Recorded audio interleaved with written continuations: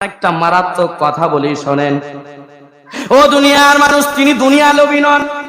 আপনি যাবেন তার হুজরার দরওয়াজার কাঠগড়ায় তিনি দাঁড়িয়ে থাকবেন। আপনি যতক্ষণ কথা বলবেন, 1 ঘন্টা হোক, আধা ঘন্টা হোক, 45 মিনিট হোক, তিনি কোনো সুন্দর চেয়ারে বসে থাকেন না।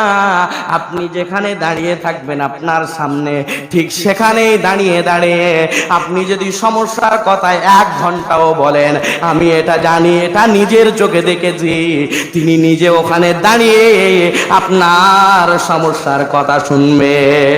এটা কার ভিতরে দেখবেন? যারা আল্লাহমুখী হয়ে গেছে, যারা দুনিয়াকে বিমুখ বানিয়ে আল্লাহমুখী হয়েছে, তাদের ভিতরে এমন চরিত্র আপনি খুঁজে পাবেন। জোরে বলুন।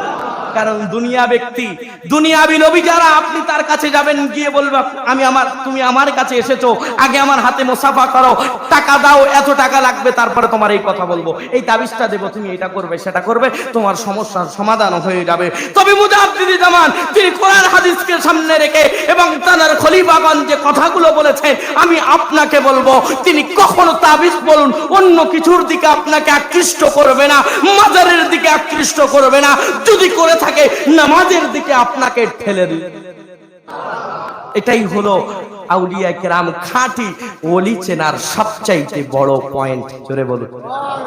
যে বলি যে কামেল ওলি মাস্ট বি, যদি আপনাকে সেই ওলির দিকে, ওই মাজারের দিকে আকৃষ্ট না করে আপনাকে যদি আল্লাহর দিকে ঠেলে দেন, আপনি এটা মনে করবেন 100% মাস্ট বি, তিনি হলেন খাঁটি ওলি, খাঁটি আউলিয়া, খাঁটি পীর। জোরে বলুন।